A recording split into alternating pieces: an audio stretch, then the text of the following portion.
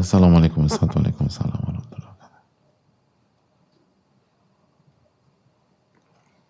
Semoga Ustadz dan keluarga beserta tim selalu dalam lindungan Allah. Amin. Amin. Wa iyyakum.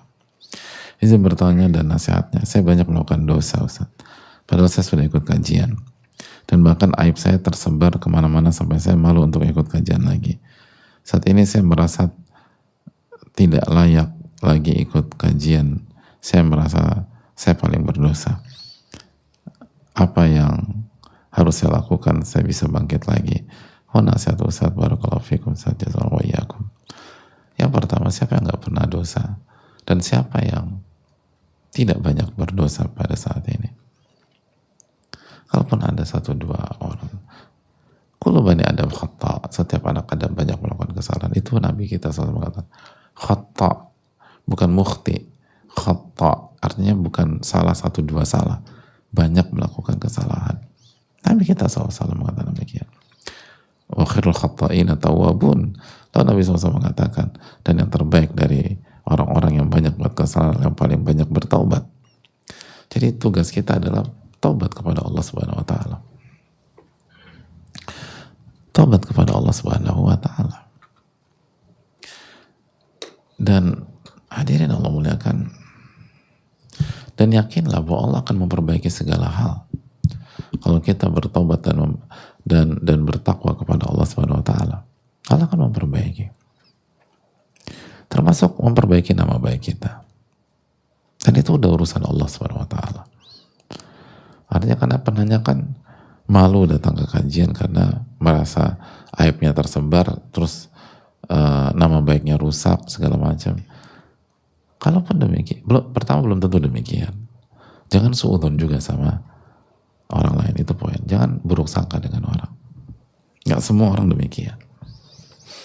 Ada banyak orang pada hari ini yang bertakwa kepada Allah.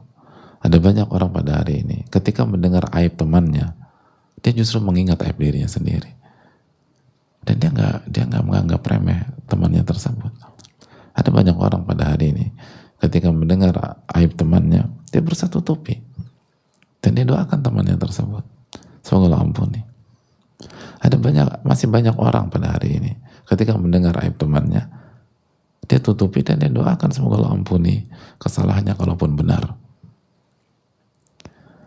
Masih banyak orang pada hari ini ketika mendengar aib temannya atau orang lain, dia justru introspeksi diri. Jangan aku lebih buruk daripada ini. Masih banyak orang pada hari ini ketika mendengar aib temannya, itu dia tetap memberikan kesempatan. Karena dia tahu bahwa setiap orang itu banyak dosa. Masih banyak orang pada hari ini ketika dengar ada aib dari temannya, dia berpikir bahwa kalau ini bisa terjadi dengan teman saya, maka kalau saya nggak bertakwa kepada Allah, saya juga bisa jatuh di hari esok, lusa, dan seterusnya. Masih ada banyak orang pada hari ini ketika mendengar aib temannya, dan dia berpikir, kalau saya nggak jaga lisan saya bisa terjatuh dengan kesalahan yang sama sebagaimana kaidah para ulama. Jadi masih banyak orang demikian. Nggak serta-merta begitu aib penanya tersebar, otomatis langsung dicap pesakitan, duduk di kursi pesakitan, dan langsung divonis, dijudge, lalu nggak dikasih kesempatan. Memang ada orang-orang seperti itu, tapi juga ada orang-orang yang baik. Jadi jangan suudzon dengan yang lain. Dan itu permainan syaitan. Biar kita tuh benar-benar hancur dan gak punya kesempatan untuk bangkit. Lalu yang berikutnya, anggap aja misalnya itu mempengaruhi sebagian orang. Allah mampu merubah kondisi lagi ke depan. Allah mampu. Allah yang membolak-balikan hati manusia. Ya muqallibal qulub. Itu kan yang kita ucapkan, wahai yang membolak-balikan hati. Dan Allah berfirman, ittaqullaha wa qulu qawlan sadida yuslih lakum a'malakum. Bertakwalah kepada Allah dan berbicara yang benar dan baik. Nanti Allah akan memperbaiki amal dan urusanmu. Allah akan memperbaiki. Kita tahu dalam kehidupan ada banyak orang yang 10 tahun lalu, 15 tahun dicaci maki orang. Sekarang orang tuh positif-positif aja sama mereka. Udah selesai. Bener 10 tahun yang lalu kayaknya dunia tuh selesai udah. Mungkin mau kiamat bagi dia. Tapi setelah ini biasa-biasa aja. Manusia kasih kesempatan berikutnya. Manusia atau masyarakat kasih ini dan lain sebagainya. Apa susahnya bagi Allah bolak-balikan kondisi? Gak ada sulitnya.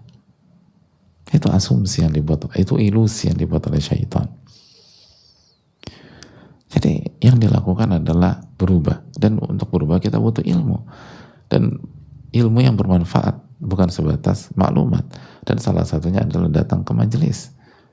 Dan yang berikutnya, kita datang ke majelis itu bukan karena manusia, tapi untuk mencari ridha Allah Subhanahu wa taala, untuk mencari wajah Allah. Jadi walaupun dinyinyirin sama pihak-pihak lain,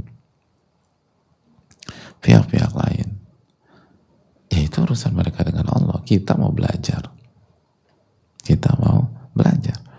Bukan mau dipuji. Kalau kita tujuannya ingin dipuji orang, maka kita akan terpukul begitu datang ke kajian, ada orang yang nyinyirin atau ungkit-ungkit aib kita. Tapi kalau kita datang untuk mencari wajah Allah, maka nggak ada urusan. Orang mau puji kayak, mau celak kayak, mau segala macam, itu bukan urusan saya. Dan yang berikutnya gini hadirin, kalau sekali lagi, kalau kita udah buruk sangka dengan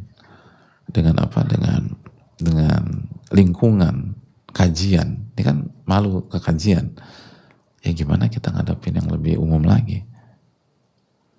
Majelis ilmu kan tempat kita mencari orang soleh, dan orang soleh itu tadi, orang soleh benar-benar soleh, itu membuka pintu kepada pendosa untuk berubah bersama, belajar bersama, dan memperbaiki diri bersama. Jadi jangan gampang suudzon, dan ini berkaitan dengan niat kita. Kalau niat kita karena Allah, gak ada isu. Orang mau celak kayak mau ini kayak, bukan urusan kita. Dan kita nggak cari pujian manusia. Makanya kan simpel aja. Kalau kita mencari pujian manusia, maka kita akan terpukul ketika dicela manusia. Dan kalau kita cari wajah Allah dan tidak tertarik dengan pujian manusia, maka kita nggak akan hancur dicela dan dicaci maki manusia. Dan itu bukan tujuan kita. Wassallallahu alaihi Muhammad. Saya rasa cukup sampai di sini. Subhanakallahumma wa bihamdika, asyhadu an la ilaha illa anta, astaghfiruka wa atubu ilaik. Assalamualaikum